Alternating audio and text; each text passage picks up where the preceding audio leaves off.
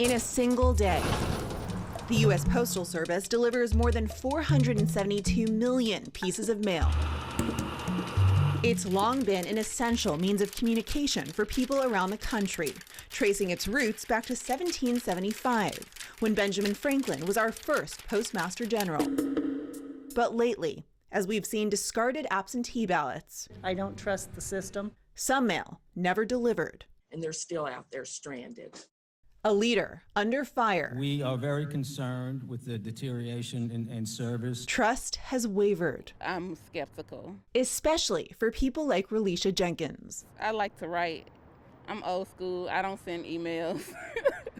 She's relied on the Postal Service to stay in touch with a close friend from Tennessee. Like pen pals, I guess you would say. And for the most part, she hasn't had problems. Except for the last 5 months. Well, once or twice when some letters didn't get delivered, but I always get my bills on time.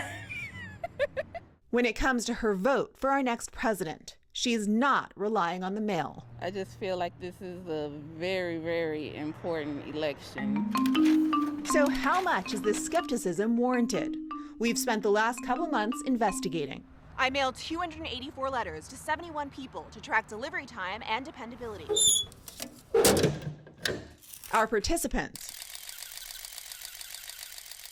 all WHAS 11 staff. Delivered on the 30th.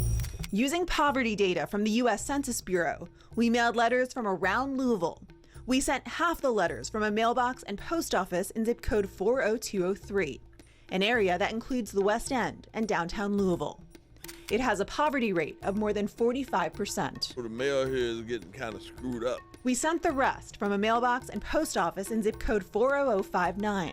That's Prospect, a more affluent area, with a poverty rate of less than 3%. It feels like it's a little less reliable than it should be. The Postal Service says the typical time for mail delivery nationwide is 1 to 3 business days. About 88% of our letters were delivered in 3 days or less. But we discovered exceptions. We found letters sent from here, a wealthier zip code, were more often delivered faster. More than 12% of our letters took between 4 and 23 days, including weekends, to reach their destinations. That's very surprising. That's pretty crazy. No, I'm not surprised, because this happens every day. Mailbox versus post office. We found delivery times were roughly the same. Really? I would have thought going to the post office it would have been, a little more secure. Well, that's good to know. We also discovered, among those who responded, not a single letter went missing. What does the U.S. Postal Service think about our findings? We asked for an interview multiple times. I'm following up about an interview. They denied our request. But in an email, they told us in part, we go to great lengths to provide service to all communities equally. I worked for 19 years delivering mail in Lexington. We did talk with Troy Clark. Being a letter carrier was the best job in the country. You're very much appreciated. He's now a regional officer with the National Association of Letter Carriers, a labor union. We asked about the letter delays we experienced. What's your reaction to our findings? There's just so many pieces of the puzzle. It's hard really to pinpoint what the possible problem could have been. He says lower employee availability due to COVID-19 could explain some mail delays.